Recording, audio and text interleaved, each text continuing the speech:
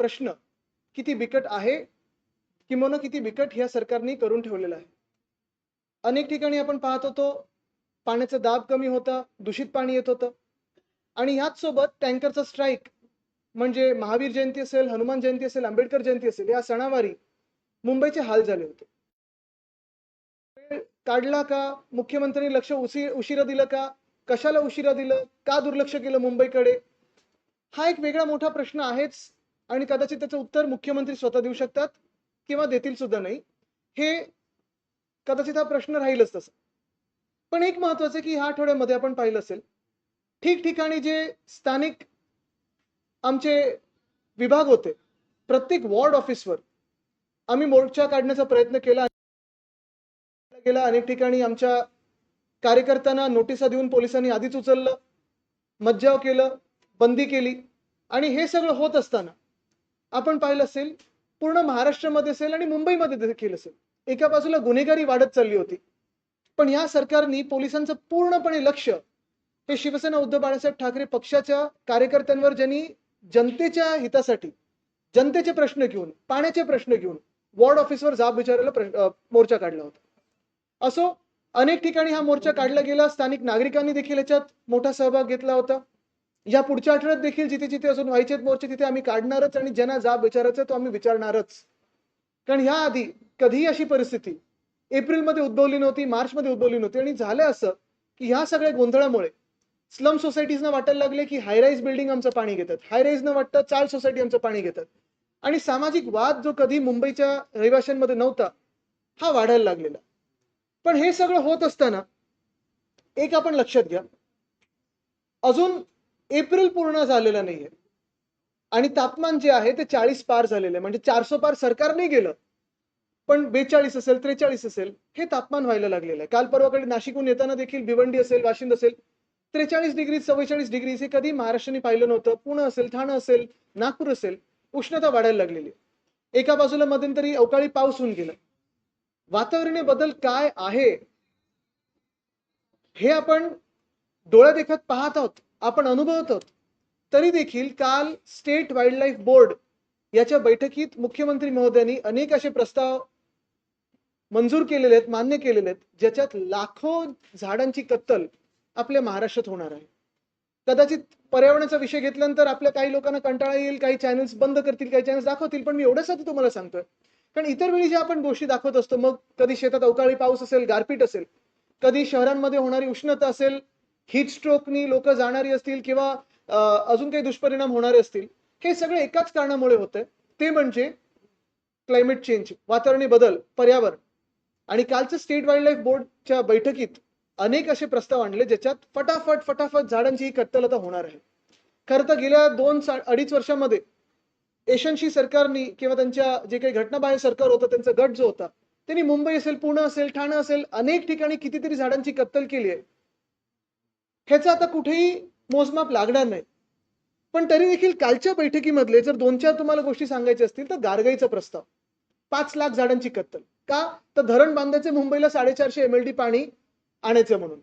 म्हणजे तुम्ही गंमत बघा, ज्या कारणामुळे तिथे पाऊस पडतो तेच कारण नष्ट करून टाकायचं. जंगल आहे, पर्यावरण आहे, वातावरणीय बदल आपण पाहतोय, तेच नष्ट करून टाकायचं. मुंबईची मॉन्सून डिपेंडन्सी वाढवायची आणि 5 लाख झाडांची कत्तल करून धरण बांधायचं. कशासाठी? 450 MLD पाणी आणायला. मान्य 450 MLD गरज आहे, पण जो आम्ही डिसॅलिनेशनचा प्लांट आणणार होतो ते डिसॅलिनेशनच्या प्लांटमध्ये एक झाड न कापता 2 वर्षामध्ये डिसॅलिनेशनच्या प्लांटने आपल्याला 450 MLD पाणी हे मुंबईला दिलं असतं पिण्यासाठी आणि त्याही पुढे जाऊन काही थोडा अजून खर्च झाला असता तरी देखील 600 MLD पर्यंत आपण 3 वर्षात जाऊ शकलो असतो. पण गारगाई धरण होणार कधी, सुरुवात कधी होणार कधी, म्हणजे पुढची 10 वर्ष. त्याच्यात हे तर एक बाजूलाच, पण सुप्रमा म्हणजे सुधारित प्रशासकीय मान्यता हे मिळवण्यासाठी जे कॉन्ट्रॅक्टर एस्केलेशन करतात, आधी पण असा घोटाळा झालाय, नंतर पण आता कदाचित होऊ शकतो, पैशांचा खेळ ह्याच्यासाठी पर्यावरणाशी खेळत आहेत, तुमच्या आमच्या भवितव्याशी खेळतात, भविष्याशी खेळतात. तसंच गडचिरोलीमध्ये मायनिंगचा प्रस्ताव आणलेला आहे. इथे जसं गारगाईमध्ये, पालघर आणि ठाणे जिल्ह्यामध्ये 5 लाख झाडांची कत्तल होणार आहे, गडचिरोलीमध्ये 1.5 लाख झाडांची कत्तल एका मायनिंग प्रोजेक्टसाठी होणार आहे. त्याच आसपास चंद्रपूर गडचिरोलीच्या आसपास मर्की मंगली मायनिंग प्रोजेक्ट जो मायनिंग ब्लॉक आहे, मी पर्यावरण मंत्री असताना हा रद्द करून ठेवला होता, याला बाजूला ठेवलं होतं. मर्की मंगली 2 असेल, हा मर्की मंगली 1 असेल. उद्धव साहेबांनी देखील सांगितलं होतं की एक सुद्धा जंगल कापता येणार नाही. पण आता झालं असं की कालच्या बैठकीत हे देखील मान्य करून टाकलं घाईघाईत.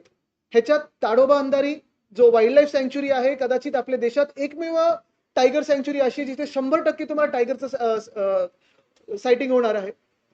तिथे हे मर्की मंगली आहे. टिपेश्वरमध्ये जातं, पैनगंगा, हा पूर्ण परिसराला निगेटिव्हली इम्पॅक्ट करणारं, लाखो झाडं परत कत्तल होणारं, हा त्यांचा दुसरा प्रस्ताव होता.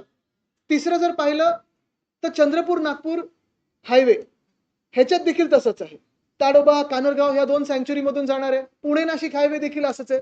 आणि मी तुम्हाला परत सांगतो, विकास विरोधी आम्ही कोणी नाही आहोत, पण आम्ही विनाश विरोधी आहोत. कारण ह्याच्यातून आपल्या महाराष्ट्राचा विनाश होतोय. आणि तुम्हाला एक सांगतो, कदाचित भाजपने असं ठरवून टाकावं आता की महाराष्ट्राचं वाळवंट करून टाकू आम्ही, म्हणजे झाडांसाठी कोणी लढणारे राहणारच नाहीत. आणि भविष्यात बाकी काय कोणाला जगायला मिळणारच नाही, कारण कॉन्ट्रॅक्टर्स मजा करून बाकी जसं ह्या भाजपच्या नेत्यांची मुलं दुबई असेल, युके असेल, युएस असेल, इथे जाऊन स्ट्राईक झालेली आहेत, तसे हे पळापळ करतील आणि बाहेर जातील. भोगणार आहोत ह्याचे दुष्परिणाम, ते तुम्ही आम्ही इकडची स्थानिक जनता भोगणार आहोत. अजून 2 विषय तसेच आहेत. म्हणजे मागच्या आठवड्यात आपल्याला धक्का बसणारी गोष्ट म्हणजे जो कोस्टल रोडचं एक्सटेन्शन होतं नॉर्थ बाउंड, 60,000 झाडांची कत्तल त्या परिसरात, वसई विरारच्या आसपास.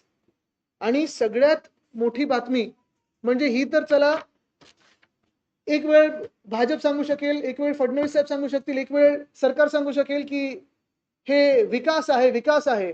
पण हा कुठचा विकास आहे हे देखील आम्हाला सांगावं. ठाण्यात एका बिल्डरसाठी, कुठच्या प्रकारच्या विकासासाठी या ठाण्याच्या बिल्डरच्या झाडं कापण्याची परवानगी दाखवण्यासाठी झाडांची वयच कमी दाखवलीत. म्हणजे 100 वर्षापूर्वीची झाडं दाखवतात 10 वर्षापूर्वी लावलेली, 15 वर्षापूर्वी लावलेली. ह्या पर्यावरण खात्यात देखील हे कोण घोळ करत आहे? मंत्री महोदयांना कोण फसवत आहे का? ही जी संस्था आहे त्याच्यावर काही चुकीच्या परवानग्या येत आहेत का? ह्याच्यावर क्रिमिनल केस होणार आहे का ह्या बिल्डरवर? हा कुठच्या प्रकारचा विकास आहे? याचं देखील उत्तर आम्हाला द्यायला पाहिजे. कारण आम्ही जसं आज ही इथे पत्रकार परिषद केली, कदाचित केंद्रीय जे पर्यावरण मंत्री तिथे जाऊन देखील दिल्लीमध्ये त्यांना भेटायची गरज असेल तर त्यांना भेटू आम्ही. पण हा सगळा जो भ्रष्टाचार चाललेला आहे आणि महाराष्ट्राचा विनाश करतायत हे सरकार, राष्ट्रपती पण जाऊ आम्ही, पण महाराष्ट्राचा विनाश आम्ही होऊ देणार नाही. आता तुम्हाला ठरवायचं, जे सरकार आपण डोक्यावर बसवलेलं आहे ते विकासाच्या हिताचं आहे की विनाशाच्या हिताचं, हे तुम्ही ठरवायचं. एक मिनिट, त्याच्यावर येतो ना मी.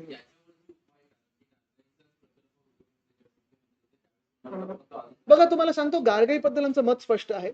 तसं पाहायला गेलं तर आधीच्या आमच्या वचननाम्यामध्ये बीएमसी मध्ये आम्ही जेव्हा मला वाटतं 2007चा असेल, 2002चा असेल, तेव्हा गारगाई पिंजाळ नदीजोड प्रकल्प आणि गारगाई धरण करू हे आमच्या वचननाम्यात होतं. पण जसं आम्ही अभ्यास पुढे नेला, काय असतं, प्रत्येक प्रकल्प जेव्हा तुम्ही करता त्याच्यात एक अभ्यास करायला लागतो.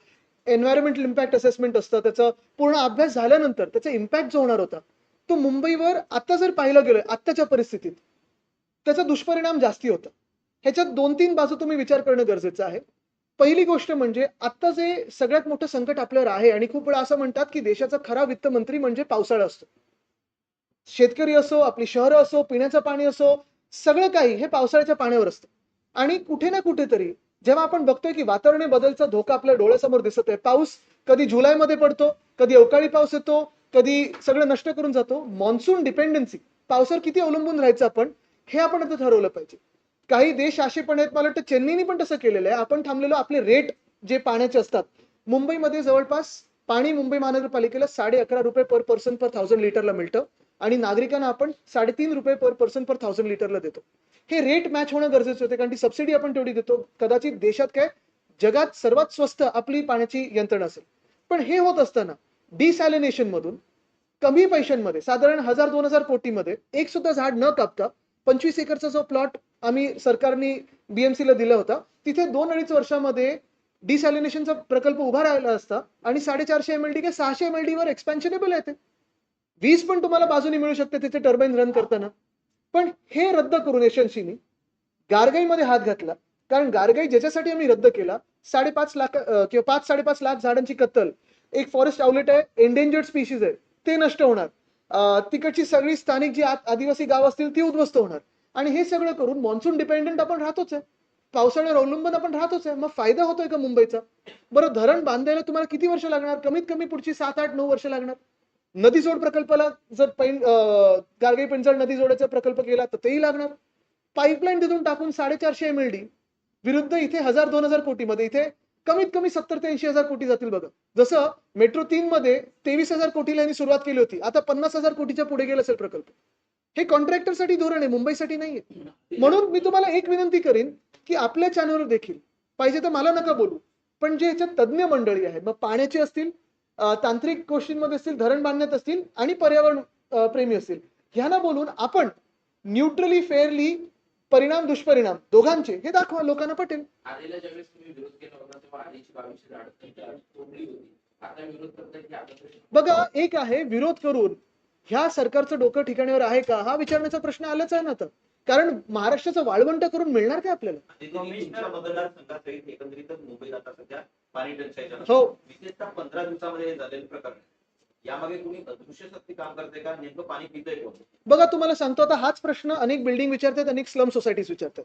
नेमकं पाणी पिताय कोण म्हणजे ह्याच्यात 2-3 गोष्टी आहेत. एक तर पाण्याचं प्लॅनिंग करायला लागतं. एप्रिल-मे पर्यंत आपण 5% 10% हा पाण्यावर कट लावायचो, तो लावलाय का मुंबई महानगरपालिकेने? दुसरं म्हणजे आतापर्यंत डिसॅलिनेशन प्लांट जो आम्ही 2022 साली त्याचं टेंडर बिंडर सुरू केलेलं, ते जर झालं असतं तर कदाचित ह्या वर्षी किंवा या वर्षाच्या शेवटपर्यंत पुरेसं पाणी मुंबईला मिळालं असतं. तिसरी गोष्ट म्हणजे आम्ही सिवेज ट्रीटमेंट प्लांट, जे मोदी साहेबांनी सांगितलं की त्यांनी गिफ्ट दिली, त्यांनी नाही गेली. टेंडर आमच्या वेळीच आहे. 10 वर्ष सुप्रीम कोर्ट आणि एनजीटीच्या कचेरीत होतो आम्ही. सरकार आमचं पडलं आणि त्यांनी नुसतं भूमिपूजन केलंय. पैसा हा मुंबईचा आहे, मुंबई महानगरपालिकेचा, भाजपचा नाहीये ना केंद्र सरकारचा. त्याच्यातून 2700 MLD पाणी आपल्याला मिळणार. पण हे सगळं प्लॅनिंग करत असताना महत्वाची गोष्ट हीच आहे की आता जी कामं चाललेली आहेत, रस्त्याची कामं असतील, खोदकामाची कामं असतील, तिथे खूप ठिकाणी पाण्याच्या लाईन ज्या डॅमेज झालेल्या आहेत, दूषित पाणी येतंय, पाण्याचा दाब कमी आहे आणि ही यंत्रणा सगळी विस्कळीत झाली आहे. कारण राजकीय नेतृत्वातून कोणीही आता बीएमसी मध्ये नाहीये. मुंबई महानगरपालिका ही मुख्यमंत्र्यांच्या ऑफिसमधून चालते.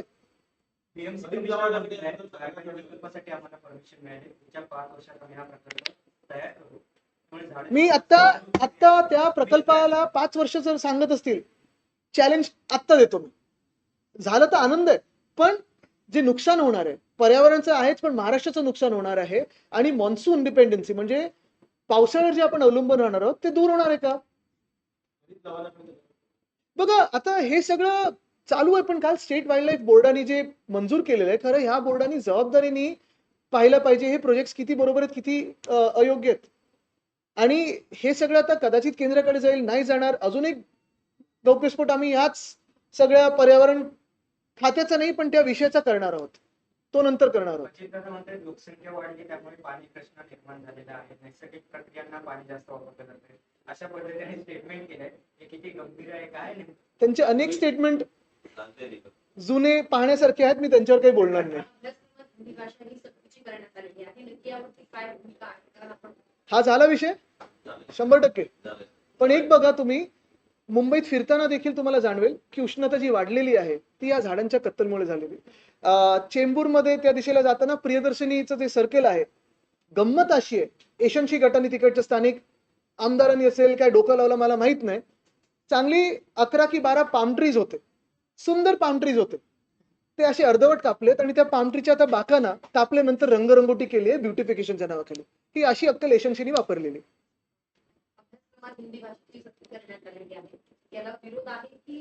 बघा, मी तुम्हाला सांगतो, ह्याच्यात थोडं सविस्तर उत्तर देणं गरजेचं आहे. कारण नुसतं राजकारणाच्या दृष्टिकोनातून पाहायचं का तर हा एक विषय होतो, सक्ती नाही हा एक वेगळा विषय होतो. राजकारण जर पाहायचं असेल तर योगायोग बघा, परवाकडे ज्या भेटीगाठी झाल्या, एकामेकांना आधार देण्यासाठी असेल, एकामेकांना आयडिया देण्यासाठी असेल, एकामेकांना पुनर्जन्म देण्यासाठी असेल, पाठिंबा विरोध हे सगळं जे काही चालतं ह्याच्यातून एकच दिसतं, कदाचित असा डाव असू शकतो. बिहारची निवडणूक येत आहे, भाजपला तिथे गरज आहे, मुंबई महानगरपालिकेची लागेल, तुम्ही हिंदीचा विषय घ्या, आम्ही मराठीचा विषय घेतो, दोघांचा फायदा, लोक मरतील ह्याच्यात, बाकी काय, आपलं तर नीट चालून जाईल असा ह्यांचा विचार असू शकतो. कारण ह्या भेटीनंतरच योगायोगाने त्यांच्याच गटाच्या जे काही मंत्री आहेत त्यांनी हे परिपत्रक काढलेलं आहे. दुसरी गोष्ट, ह्याच्यात जर थोडा सेन्सिबली विचार केला तर असं आहे की आमचं मत स्पष्ट आहे, मराठी हे सगळ्यांना महाराष्ट्रात आलंच पाहिजे, मराठी ही सक्तीची असायलाच पाहिजे. दुसरी भाषा जी महत्वाची आहे, जी जागतिक पातळीवर, आणि ती आपण पाहिलं असेल अनेक जागतिक मॉडेल, जसं सिंगापूर मॉडेल घेतलं, त्यांची प्रगती का झाली तर त्यांच्या स्वतःच्या मातृभाषेसोबत त्यांनी इंग्लिश देखील शिकवायला सुरू केलं, आणि आज जगाचं आर्बिट्रेशन सेंटर असेल, फायनान्शियल सेंटर असेल, एक महत्वाचं सेंटर जागतिक स्तरावर सिंगापूर झालं. तसेच आपली मुंबई, आपला महाराष्ट्र तेवढाच महत्वाचा ह्या देशासाठी आहे. तिसरी भाषा असेल, मग ती हिंदी असेल, दुसरी कुठचीही आपल्या देशातली भाषा असेल, फ्रेंच असेल, स्पॅनिश असेल, वेगळ्या वेगळ्या देशांमधली, ही शिकणे गरजेचं आहे का? वैयक्तिक मत तुम्ही मला विचाराल तर जेवढ्याही भाषा तुम्हाला येतील तेवढं चांगलं असतं. कारण देशात असेल, जगात असेल, तुम्ही कुठेही बघा, व्यवहार करण्यात असेल, प्रगती ज्यांची ज्यांची होते त्यांना अनेक भाषा येतात. आपल्याकडे पण तुम्ही सगळ्यात कठीण जर परीक्षा पाहाल तर ती UPSCची असते. IAS IPS अधिकारी जे त्याच्यातून येतात, कुठच्याही IAS IPS चे बघा तुम्ही, मातृभाषा येते, इंग्लिश येते, हिंदी येते, आणि स्थानिक ज्या राज्यात ते कॅडर मिळतं त्यांना, ती पण ते शुद्धपणे बोलतात. आता ह्याच्यात एक दोन गोष्टी ज्या विचार करण्यासाठी आहेत ना, मी कुठच्याही भाषेचा विरोध किंवा समर्थन, सक्तीचा विरोध किंवा समर्थन याच्यात करत नाही. मी विषय आपल्या समोर मांडतो, कारण ह्याच्यात अभ्यासपूर्वक आपल्याला मत सगळ्यांनी मांडणं गरजेचं आहे, विचार करणं गरजेचं आहे. आपली आता जी शिक्षण पद्धती आहे त्याच्यात अर्थात आपल्याला आपल्या आपल्या वेगळ्या वेगळ्या माध्यमातून शिकायला मिळतं. जसं मुंबई महानगरपालिकेच्या शाळेंमध्ये मराठी आहे, इंग्लिश आहे, सेमी इंग्लिश आहे, हिंदी आहे, गुजराती आहे, उर्दू आहे, तमिळ आहे, तेलुगू आहे, कन्नड आहे, 9 भाषेतून आपण शिकतो. ह्याच्यात आम्ही CBSE जेव्हा आणलं, ICC जेव्हा आणलं, IB जेव्हा आणलं, इतर जे IGCSE सारखं बोर्ड आणलं SSC सोबत, एक नक्कीच आम्ही केलं होतं आमच्या सरकारने, की तुमची स्थानिक भाषा म्हणजे आपली मराठी भाषा ही 10वी पर्यंत सक्तीची असावी, प्रत्येकाला मराठी यावी. पण बाकीच्या तुम्ही कुठच्या भाषा शिकवाल हे त्या त्या शाळेचं ते योगदान असेल. पण हे करत असताना तुम्ही हा देखील विचार केला पाहिजे की पहिलीपासून शिकत असताना 3 भाषा हा मुलांवर जास्ती आपण दबाव टाकत नाही आहोत का? कदाचित तुम्ही असंही करू शकता की ज्युनियर KG सिनियर KG पासून मराठी घ्या, मग थोडं यांनी इंग्लिश इंट्रोड्यूस करा, मग तिसरी भाषा जर तुम्हाला हिंदी असेल किंवा दुसरी कुठची भाषा असेल, ही 4थी 5वी पासून जसं आम्ही आता शिकत आलो आतापर्यंत, आता मी बघा 3 भाषेत तर बोलूच शकतो, 4थी भाषा 5वी भाषा आपल्याला सहसा येऊनच जाते. मी 11वी 12वीत फ्रेंच करायचं सुरू केलं. माझे आजोबा वंदनीय हिंदू सम्राट बाळासाहेब ठाकरेंनी मला प्रोत्साहन दिलं की फ्रेंच पण शिकायला पाहिजे. तसंच जेवढ्या भाषा येतील तेवढं मी समर्थन करतोच. पण विद्यार्थ्यांवर तुम्ही किती पहिलीपासून दबाव टाकणार? अनेक विद्यार्थी असे आहेत ज्यांना आपलं नाव हे देखील लिहिताना पहिली दुसरीमध्ये एक थोडी जटिलता येते, समस्या येते. हा देखील आपण विचार केला पाहिजे. आत्ताचं जर शिक्षणाचा तुम्ही घोळ बघितलात तर तुम्ही मला सांगा, जे मंत्री महोदयांनी हे परिपत्रक काढलेलं आहे त्यांना एक तरी भाषा शुद्ध लिखित येईल का? हिंदी आपण चला हिंदीमध्ये बोलू, इंग्लिशमध्ये बोलू, मी कोणाची टिंगल नाही करत आहे, पण पद्धतीचं तुम्ही आता बघा. आता असं झालं, एवढे वर्षाची पद्धत आपल्याला लागलेली आहे. शिक्षक नवीन घेताना पहिलीपासून जो भार हा सरकारवर पडणार आहे, तेवढे पगार आपण देऊ शकणार आहोत का? आत्ताच शिक्षक भरती होत नाही, जी आता सध्या स्थिती आहे, सध्याची परिस्थिती आहे. शिक्षक भरती झाल्यानंतर तेवढे तुम्ही पगार देऊ शकणार आहात का? जी लाडकी बहीण आहे, 8 लाख महिलांना आता 1,500 पण नाही 500 रुपये मिळणार आहेत. STच्या कर्मचाऱ्यांना 56% पगार मिळतोय. पोलीस हाऊसिंग मध्ये दंडनी शुल्क तुम्ही वाढवलेलं आहे. हे सगळं होत असताना मग तुम्ही एका बाजूला सांगताय की आम्ही हे सगळं सक्तीचं करू, पण जी यंत्रणा आहे ती उभी करायला तुम्ही सक्षम आहात का? दुसऱ्या बाजूला तुम्ही युनिफॉर्म मध्ये घोटाळे करता, गणवेश तुम्ही वेळेवर देऊ शकत नाहीये, आणि तुम्ही तिसरी भाषा शिकवणार आहेत आणि सक्ती करणार आहेत. आणि परत तुम्हाला सांगतो, आता अनेक शाळा अशा आहेत या महाराष्ट्रामध्ये आणि कदाचित देशात सगळीकडे असेल, जिथे एका वर्गामध्ये 3 वेगळे इयत्ता बसतात. 4थी 5वी 6वी एकत्र बसत असतील, 7वी 8वी 9वी एकत्र बसत असतील. एक शिक्षिका आहे, त्या शिक्षिकेवर किती भार पडतोय हा विचार करा. आणि मग एका बाजूला जग जिथे AI वगैरे, थोडं आपण शिक्षण पद्धती या NEP काय केलंय तुम्ही बघा. ज्या देशामध्ये आता ह्या शतकात आपल्याला विचार करायला पाहिजे होता की टेक्नॉलॉजी असेल, AI असेल, अजून काही गोष्टींमध्ये आपण विचार करण्यापेक्षा देशाला कशात व्यस्त केलं. आता एका बाजूला देशात आपण धर्मावरनं भांडतोय, दुसऱ्या बाजूला आपण जातीवरनं भांडतोय, तिसऱ्या बाजूला शिक्षण पद्धतीत कुठच्या भाषेत शिकावं ह्याच्यावर वाद सुरू झालेत. ह्याच्यापेक्षा देशात मोठं दुर्दैव काय? हे वाद कोणी निर्माण केलेत? तर केंद्र सरकारने निर्माण केलेत. आपण आता कशात पुढे करायला पाहिजे होतं? गणितात असेल, टेक्नॉलॉजीमध्ये असेल, वेगळ्या गोष्टींमध्ये रिसर्च डेव्हलपमेंट.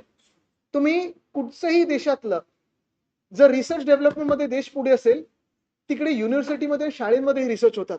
आपल्याकडे ती संधी मिळते का आपल्या विद्यार्थ्यांना प्रश्न विचारायला? उलट प्रश्न विचारू नका, पण विद्यार्थ्यांना एका घटनेवर, एका फॉर्म्युलावर, एका कुठच्या मॅथच्या गणिताच्या फॉर्म्युलावर प्रश्न विचारायला संधी मिळते का? ही पद्धत जेव्हापर्यंत आपण बदलत नाही तोपर्यंत आपण बिघडत जाऊ आणि अशाच वादात रंगत राहू. मला वाटतं एक थोडा सविस्तर विचार मुख्यमंत्र्यांनी केला पाहिजे. जसं मी सांगितलं, कुठच्याही भाषेला विरोध करत नाही जोपर्यंत मराठी 1ली ते 10वी सक्तीचं आहे. पण जेव्हा आपण नवीन भाषा शिकतो, एखादं माध्यम आपलं मातृभाषेतलं असलं तरी नवीन भाषा शिकताना, जगाशी कम्पीट करताना आपण कुठच्या इयत्तेत ते इंट्रोड्यूस केलं पाहिजे आणि जी आपली शिक्षण पद्धती आता आहे त्याच्यात ते सुटेबल आहे का आणि ती कशी सुधारू शकतो, इथपासून सुरुवात झाली. नाशिकच्या शिबिरामध्ये एआयचा वापर करून बाळासाहेबांचा आवाजामध्ये व्हिडिओ प्रस्तुत करण्यात आला आणि त्याच नंतर संपूर्ण राजकीय वर्तुळामध्ये अशा चर्चा उमटवल्या गेलेल्या आहेत की हा एआयचा वापर चुकीच्या पद्धतीने केला जातोय. पाहायला गेलं तर जे सत्ताधारी आहेत त्यांच्या माध्यमातून असं सांगण्यात येत आहे की त्या माध्यमातून बाळासाहेबांचे विचार मांडले नाहीत तर ते उद्धव ठाकरेंचे विचार त्या एआयच्या भाषणातून हे आम्हाला चोर सांगणार. कशाला आम्ही चोरांना उत्तर देऊ? त्यांना जर लाज वाटत नसेल तर स्वतःच्या वडिलांचा, स्वतःच्या आजोबांचा फोटो लावा बा.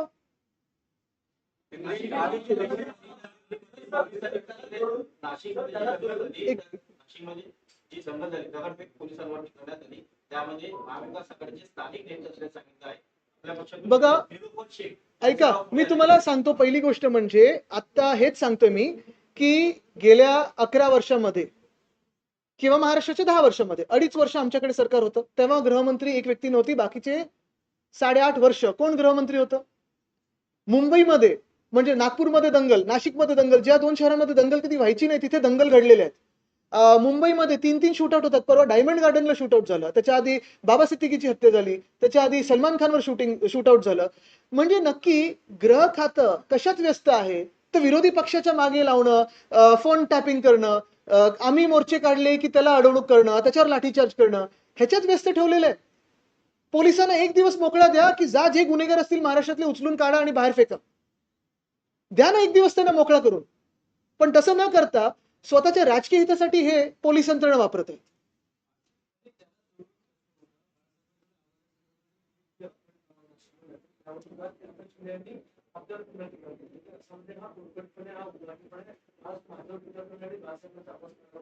बघा, त्यांची तेवढी लायकी पण नाहीये की मोठ्या साहेबांचा आवाज वापरून त्यांच्यावर टीका होऊ शकते. त्यांनी ती लायकी स्वतःला समजू पण नव्हे.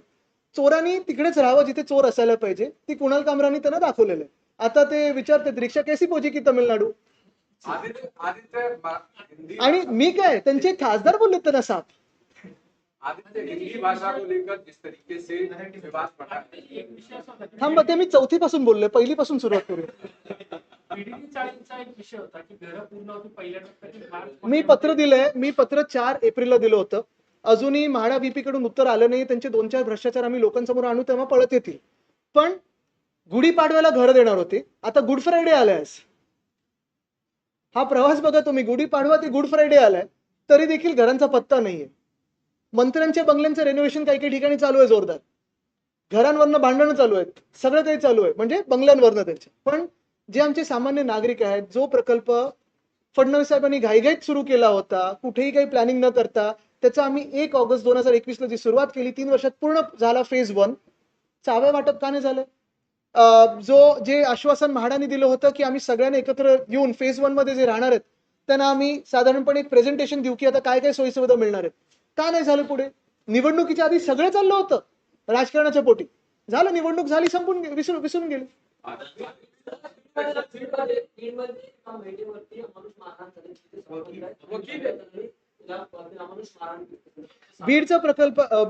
हे प्रकरण आहे. काल परवाकडे आमचे वैभव नाईकांनी सिंधुदुर्गातलं प्रकरण काढलेलं आहे. CDR काढा ना तिकडच्या स्थानिक लोकप्रतिनिधींचं. कोणाशी काही आहे का? काही बघा काय कुठे जोडलंय का? आणि मग मला वाटतं कुठे ना कुठे हे जे काही दिसतंय चित्र, कदाचित ह्यांच्या तिघांच्या बिगडीमध्ये महाराष्ट्राचे हाल असे व्हायला लागलेले आहेत की मुख्यमंत्री निर्णय नाही घेऊ शकत, कारवाई नाही करू शकत.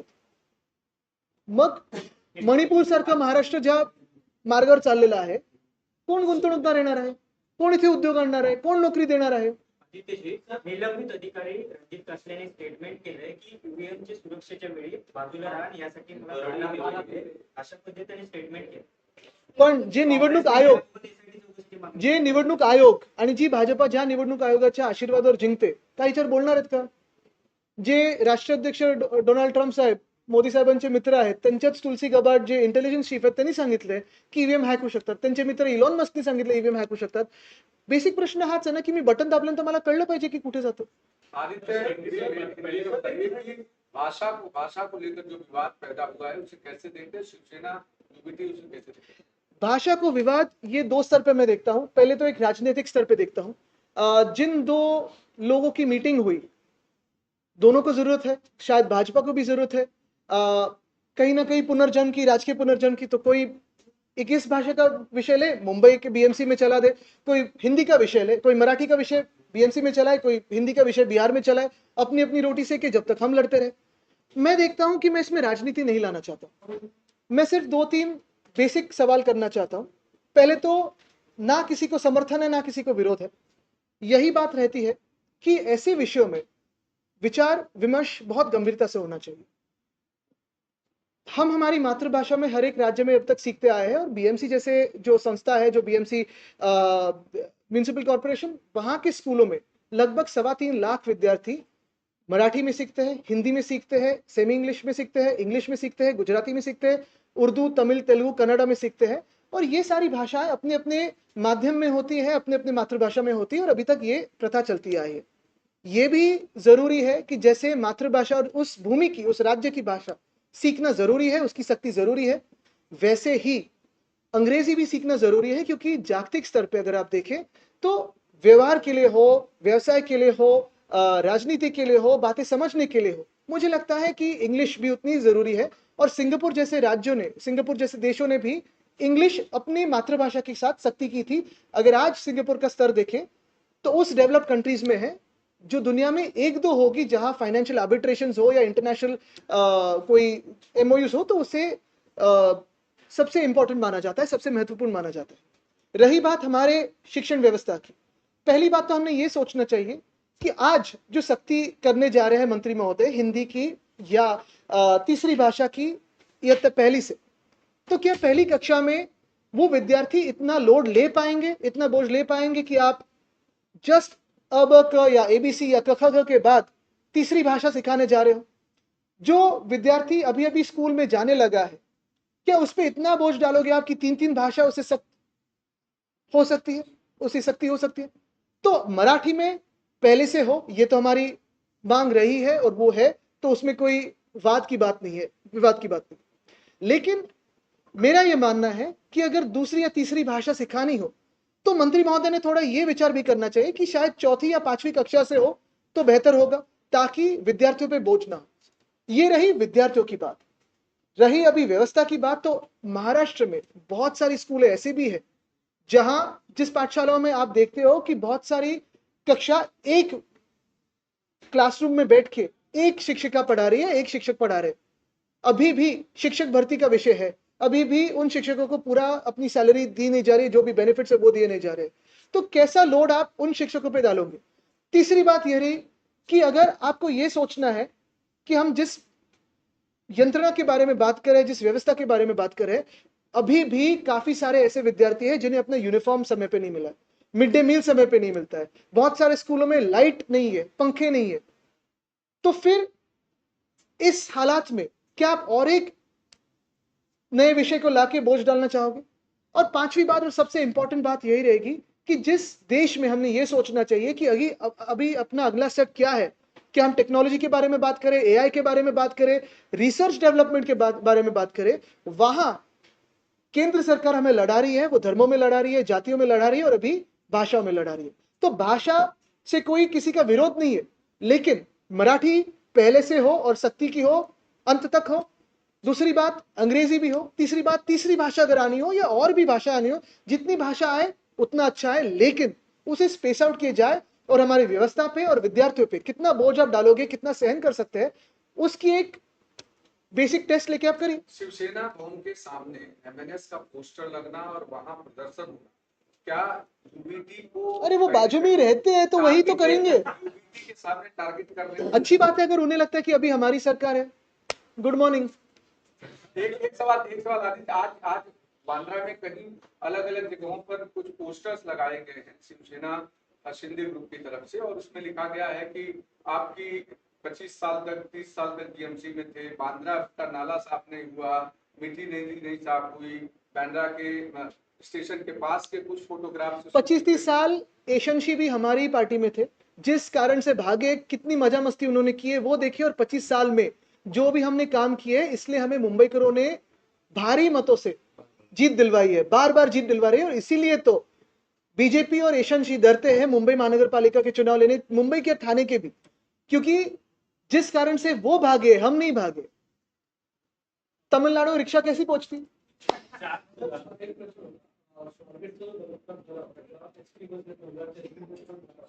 मात्र 15 एप्रिलची मुदत दिली होती की त्या सगळ्या अशा एसटीच्या बसेस, जुन्या बसेसमधल्या गाड्या एसटीतून बाहेर काढल्या. एबीपीमध्ये आज पडताळणी केली, त्यामध्ये अजूनही 4000 पेक्षा जास्त वाहन ही तशीच त्याच एसटीतून आणि सगळ्यात जास्त वाहन उरलेलं आहे 219. तुम्हाला त्याचा पुढचा टप्पा पण सांगतो. ते स्क्रॅप मध्ये काढतील आणि त्यांचे स्क्रॅपवाले कोण आहेत ह्याची पण यादी तुम्हाला मी देऊ शकतो. आता पुन्हा एकदा तुम्हाला मूळ प्रश्नावर आणतो की